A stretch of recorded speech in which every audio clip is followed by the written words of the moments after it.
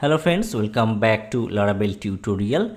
In this video we are going to discuss about right join. Okay, so we are discussing about the joining in Laravel. So what is a right join? So before going to discuss about right joining, we need to know what is joining. Joining is a relation between one or multiple tables, okay, with a special condition, right? So if you check my database, we have a students table, we have a subjects table, okay. Now if you check, we can see there is students table and there is 4 records, and inside the subject table there is 4 records also.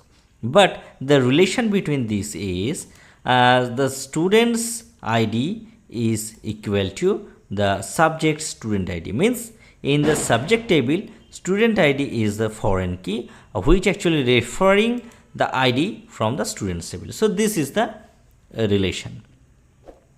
Now we need to know what is right joining.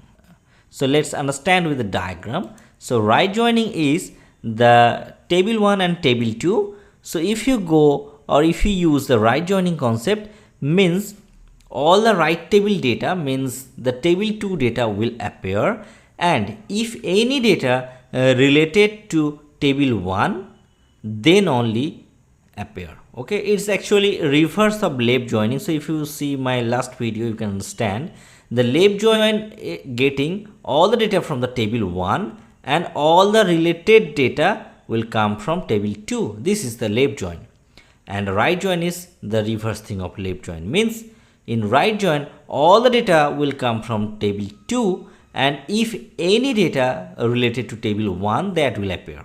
Okay, so let's do with the example. Okay, let's see here. Just create a public function, suppose right join. Okay, now let's use the db and here write table. So my first table is suppose students. Okay, and I want to join these things with the subject, means my syntax or my function will be the left join, not left join. For right join we will use the right join. Okay, so my table 2 is the subjects. That means we'll get all the data from the subjects and we'll get only that data from the students table which are related to subject table. Okay, so here the relations is students id is equal to the subjects dot student id. Okay, so this is the relations. Now let's get the record. This will actually get the record. Okay, now I want to select some field. So here right, I only get the name. But the thing is, if you just use the select name, there may have a problem. Actually not may have, it will get the problem, because in the students table we have a name, in the subject table we have a name. So which name I want to print? So let's specify this with the aliases. Okay, so simply write students dot name as student name. Similarly, subjects dot name as subject name. Okay, so these are the things. So the table 1 is students and table 2 is subjects. So we are using the right joining. That's the reason subject table data will appear, and along with that, if any data related to students table, that will appear. So let's call this right join function. So here simply write route get and here write right join. Okay, and let's call from the joining controller, and my function name is here C, just copy and paste so that there will no typo mistake. Okay, so right join. Okay, let's go into this URL and let's see what appear. Okay, so now just use right join and we are not getting anything. Why?